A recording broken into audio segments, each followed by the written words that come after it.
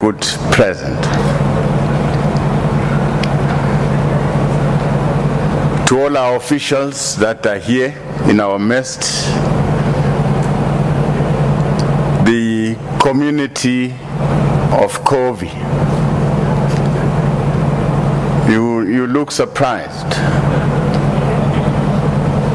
It's like you don't believe what you see and what you are hearing. With your chair, thank you very much, Chairperson, for the good words. Very painful journey, but we are here today. To all our guests that are in our midst, today we gather here to close out the Freedom Month of this year, 2021, by the handover of the land and title deed to this community of Covie. We do so to restore the human dignity of this community, a dignity that was stripped off through colonial conquest and apartheid policy of segregation.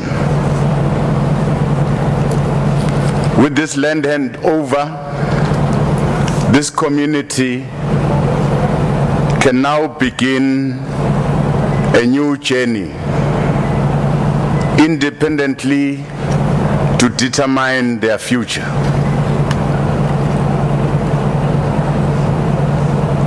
Secure their livelihood and regain once more their human dignity.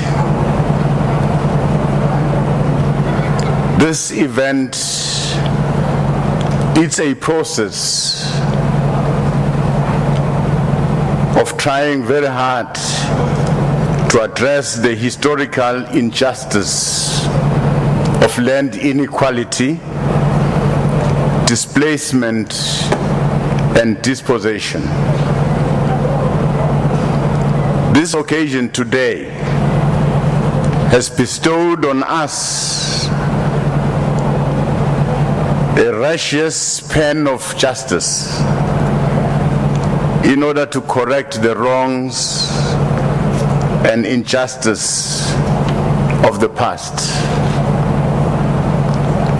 This, it is an affirmation of our commitment to the restoration of human dignity and freedom of these people of Covie.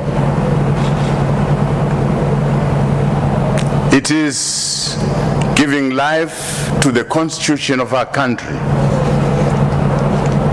for it is the Constitution that calls on the state to take reasonable legislative and other measures within its available resources to foster conditions which enable citizens to gain access to land on an equitable basis.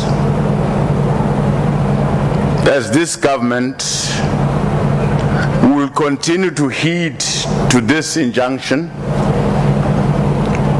by effecting the restitution of rights to land of persons, of communities that were dispossessed after June 1913. As we meet for this occasion, it cannot be lost on us that the catastrophe of land dispossession to the people dates back to the month of April almost 3.5 centuries ago, when a group of European settlers landed a stone throw away from here in this beautiful province. So April is a very important month, to this community here and the community of this province. If you remember very well,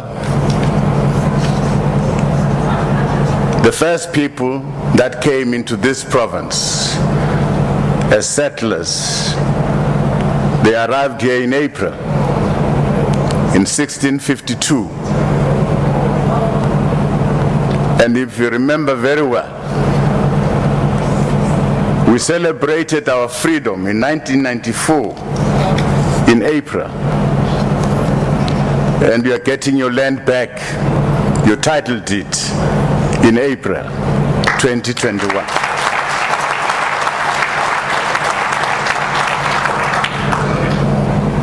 So those European settlers who landed here, they were mesmerized by the beauty of this province.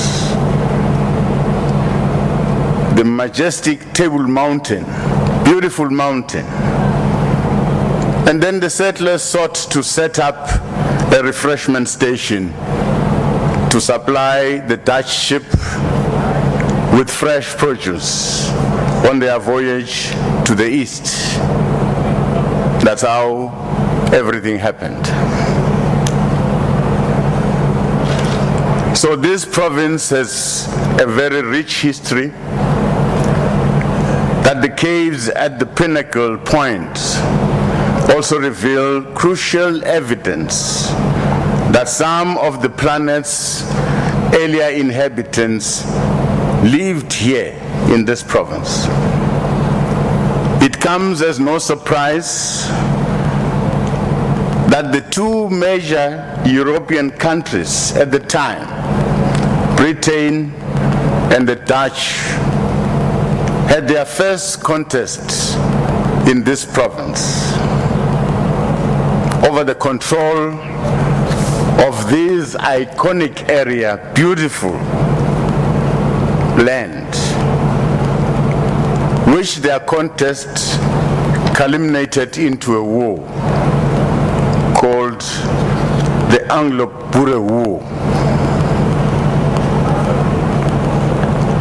Confronted with these challenges at the time, our people waged wars of resistance against what they correctly perceived as a blatant attempt to deprive them from their land and its riches, all the resources that went with their land. And the final blow was unleashed with the passing of the Natives Land Act of 1913, which culminated into further restrictions of the indigenous people into small and overcrowded native reserves. That draconian piece of legislation was intended to keep black people as workers of the land rather than landowners and beneficiaries of their heritage. As experience has taught us, national reconciliation is dependent on ensuring economic inclusivity, land equality, and spatial justice. 60 years after the adoption of the Freedom Charter, we are reminded of the sufferings and sacrifice of our people as a result of these draconian act of dispossession. But everything is now behind us. For the people of Covie, apartheid atrocities against colored people was not different from those suffered by the Khoi, suffered by the San, the African natives, and the blacks in general. Here too, people suffered the same fate and were evicted, displaced, and lost their right to their own land. The preservation and restoration of human dignity hallmarks the celebration of freedom. It crowns the long and difficult road that you have traveled to our democracy, underscoring the core values, beliefs, and fundamental rights cited in the Freedom Charter. In 1955, the Freedom Charter postulated that our country will never be prosperous or free until people enjoy opportunities and all the land redivided amongst those who work it to banish famine and land hunger. So, 27 years into our democracy, today's land handover should be seen as an important instrument to achieve social cohesion, social justice, and the realization of socio-economic opportunities as provided for in our Bill of Rights. We congratulate the Covie community for this successful land settlement claim. We join in the celebration of gaining back about 766 hectares of land that will positively impact the 411 households to gain back their dignity. This area is very rich with agricultural opportunities, ecotourism. In our celebration, we want to appeal to this community to use this land very effectively for their heritage purposes, commercial and agricultural activities. Rest assured that all your endeavors, government across all the spheres, national, province, and the district, the local municipalities, working with all our social partners, we stand ready to support you so that you can use this land to the benefit of your families, your community, and to preserve your own heritage as a people. We also use this platform to recognize and congratulate the roles played by various stakeholders in this area and in the provincial government to ensure that today's land handover ceremony becomes a reality. We want to congratulate also those brave men and women who started the journey, who are not amongst us today, but they are here in spirit. they started this journey to reclaim this land. Part of the community walked with the community and succumbed along the way. So in their honor, we stand up today and say we are not going to disappoint them. Their struggle was not in vain. We are going to make use of this land for the good of this community and for generations to come. After all, it is through non-partisan partnership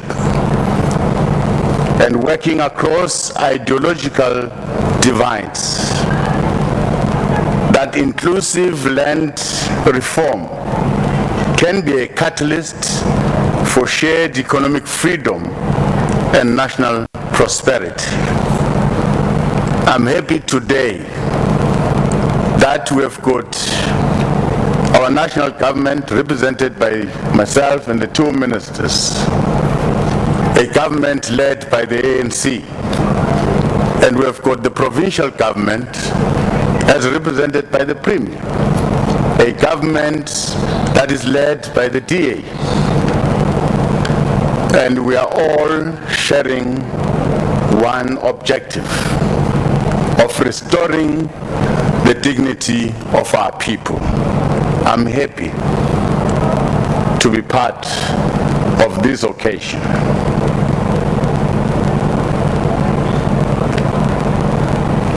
We have been informed that this claim was lodged by a woman, brave woman called Auntie Irene. And Auntie Irene is no longer with us. And I'm happy that in our proceedings today, we had to spare 2-3 minutes to recognize her contribution. We salute her courageous act, which is a recognition of the prominent role played by women in society and the affirmation of their equal rights to land and its inheritance. Her trust in our government to respond to the claim and return the land of her forefathers shall remain an act of heroism that will go into our history books. This act further demonstrates that indeed women have been and remain at the forefront of the attainment of freedom. We are hopeful that you will not stop here, but you will forge ahead with ensuring that you develop this land, you grow this land, and from it create generational wealth. Ours is to ensure that women are given priority in the overall process of land reform as the beneficiary selection and land allocation policy enjoins us, so that women do not continue to be discriminated against when it comes to land ownership. Our government places more emphasis on social compacting and working together across political parties, between government and its people, as well as between government and the private sector. We do so simply because we cannot afford to stand still and not actively address South Africa's original sin of land dispossession and spatial injustice. Let us remember that the two processes are linked, namely the pursuit of inclusive land equity and economic emancipation. Therefore, in working together, it is possible to ensure that restituted land is used effectively as a tool to change the lives of the newly restored owners and the country as a whole.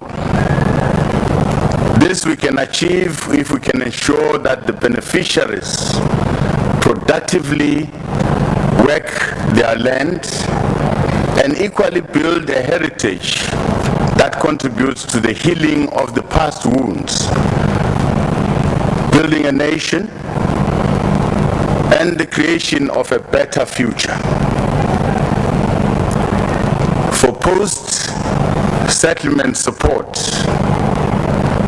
government across all the three spheres remains committed to empowering all our claimants and to ensure increasing support to emerging farmers so that cumulatively we can address poverty, we can create jobs, and also attract young people into farming so that we can ensure food security for our country. So in this case, in this project, I have requested all the three spheres of government to work together, collaborate, and we're going to come back here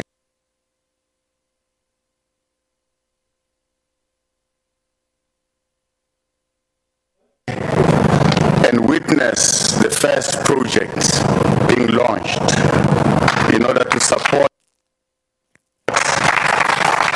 this community.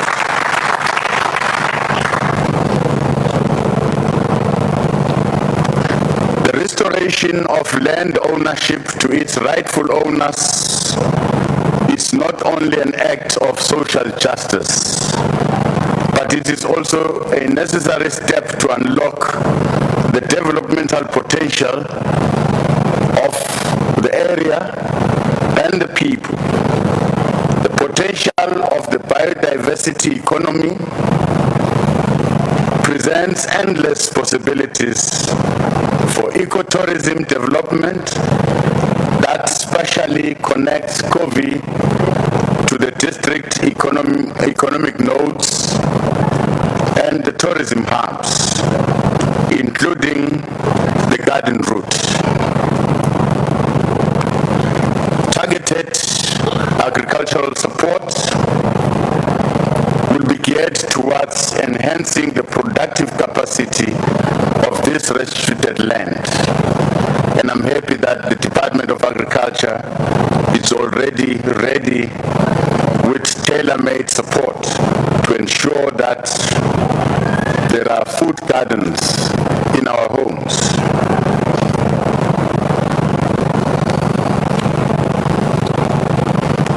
Part of the post-settlement support from government will have to focus on the critical service delivery infrastructure, such as roads, electricity, water, sanitation, to support economic mobility and improved quality of life for the Covie community.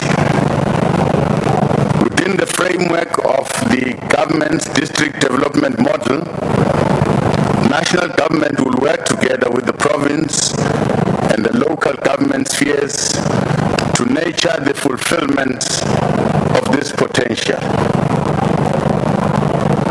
Inclusive land reform and and land equity, as symbolized today by the Covie community land handover, is a major step towards the restoration of human dignity and economic independence. The restoration of economic independence to the formerly dispossessed and marginalized community of Covie means that from today they are going to regain their right to meaningful participation in economic activities on their own land, including access to the surrounding beautiful forests.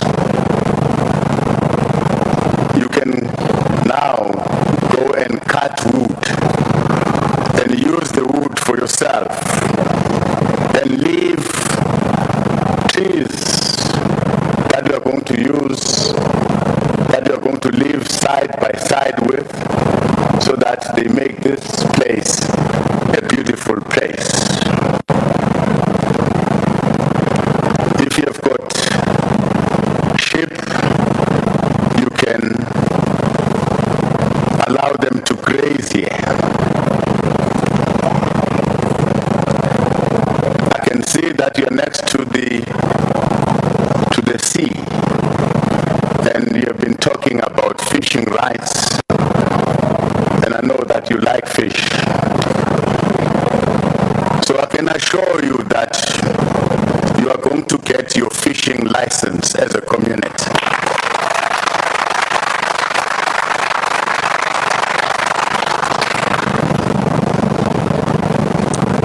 This handover of land and the title deed is a necessary act of economic justice.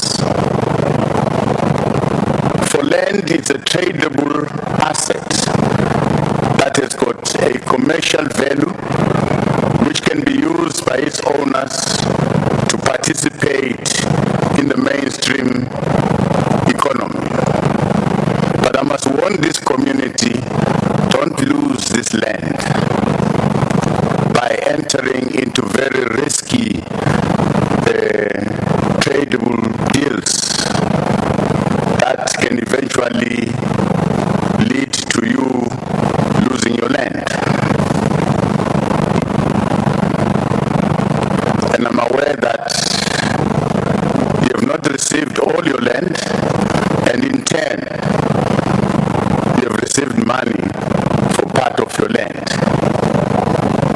I'm not sure whether you still have that money, and how best are you going to use that money for the children, for the education of your children, for the future of the community. It's always advisable, I agree with Premier Wynne, it's always advisable not to opt for money, but to opt for the land.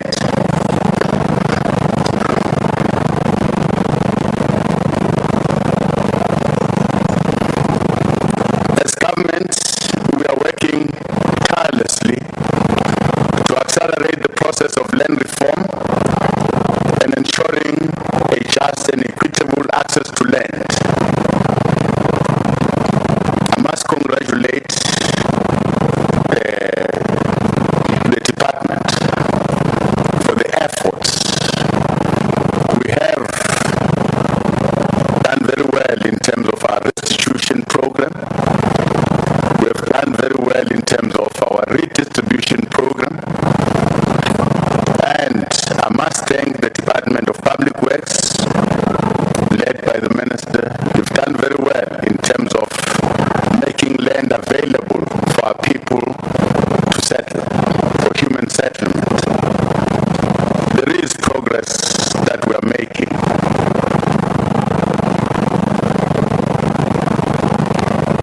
Our action today is underlying our commitment to addressing the plight of our people. With title deeds and land ownership, communities can transform their land, can determine the form and shape settlement, and access credit to and financial institution to start and expand their businesses. As government, we are going to move with speed to alter the racial, the gender, and the class balance of land ownership and management. We are going to diversify the economy through beneficiation and reindustrialization. We are going to address the skewed concentration of ownership by monopolies. We are going to promote investment in a very competitive rural and urban economies. It is incumbent on us that we work in unison to achieve these non-negotiable principles that are enshrined in our Constitution and our National Development Plan. You'll recall that the Constitution commands us to work together to improve the quality of life of all our citizens, of all our people, and free the potential of each person.